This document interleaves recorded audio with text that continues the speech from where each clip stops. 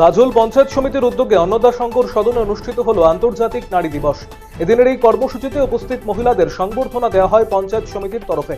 শুক্রবার দিনটি পালনের কথা থাকলেও শিব পুজোর কারণে তা সম্ভব হয়নি।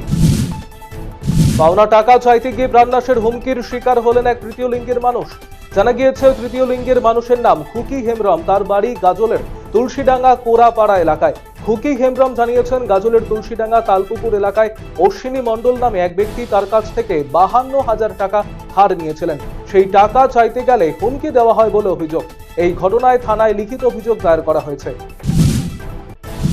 প্রতি বছরের মতো এবারও শিব চতুর্দশীতে শিব পুজোকে কেন্দ্র করে বাউল গান এবং মেলার সূচনা হলো ইটাহারে। ইটাহার শহরের সরাইদিঘি বোলবম কামরিয়া সংঘের সরাইদিঘি শিব মন্দিরে শিব পুজোকে কেন্দ্র করে 3 দিনের বাউল গানের আয়োজন করা হয়।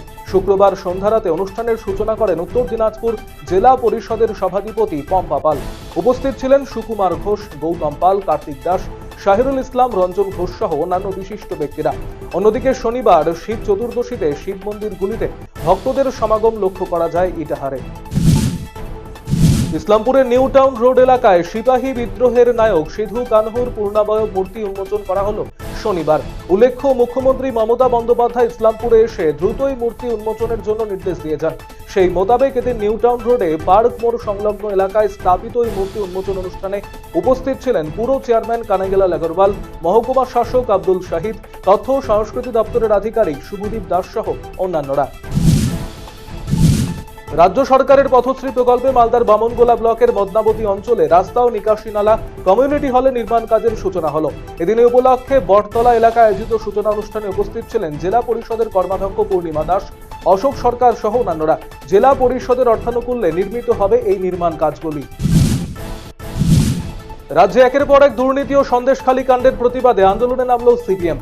শনিবার কালিয়াগঞ্জ শহরে বিক্ষোভ মিছিল করে সিপিআইএম নেতৃত্ব।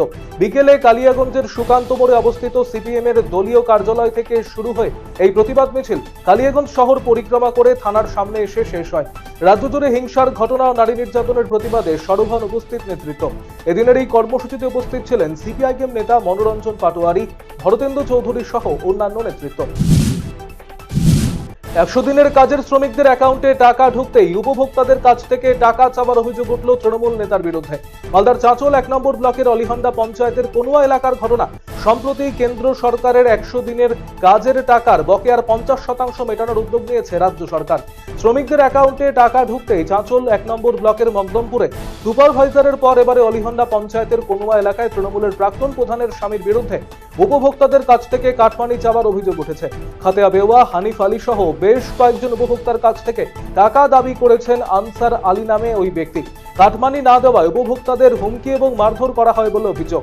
এই ঘটনায় আনসার আলীর বিরুদ্ধে ব্লক প্রশাসনের কাছে অভিযোগ দায়ের করেছেন উপভোক্তারা। এ বিষয়ে চাঁচল ব্লক তৃণমূল সভাপতি শেখ আফতার আলী জানিয়েছেন, ব্লকের অনেক জায়গাতেই এহেন অভিযোগ উঠেছে। এই অভিযোগ প্রমাণিত হলে পদক্ষেপ গ্রহণের আশ্বাস দিয়েছেন তিনি। লোকসভা নির্বাচন ঘোষণার আগে দক্ষিণ দিনাজপুর জেলার কুশমন্ডিতে প্রকাশ্য জনসভা করলেন আইএসএফ বিধায়ক নওসাদ সিদ্দিকী। শনিবার কুশমন্ডি ব্লকের আমিনপুরে জনসভার আয়োজন করা হয়। সেখানে আইএসএফ নেতা নওসাদ সিদ্দিকী ছাড়া উপস্থিত ছিলেন দলের নেতাকর্মীরা। এদিনের এই জনসভা থেকে রাজ্য সরকারের বিরুদ্ধে দুর্নীতির অভিযোগ তুলে সরব হন নওসাদ সিদ্দিকী। সেই সঙ্গে কেন্দ্রীয় সরকারের বিরুদ্ধেও একরাশ ক্ষোভ উগরে দেন তিনি।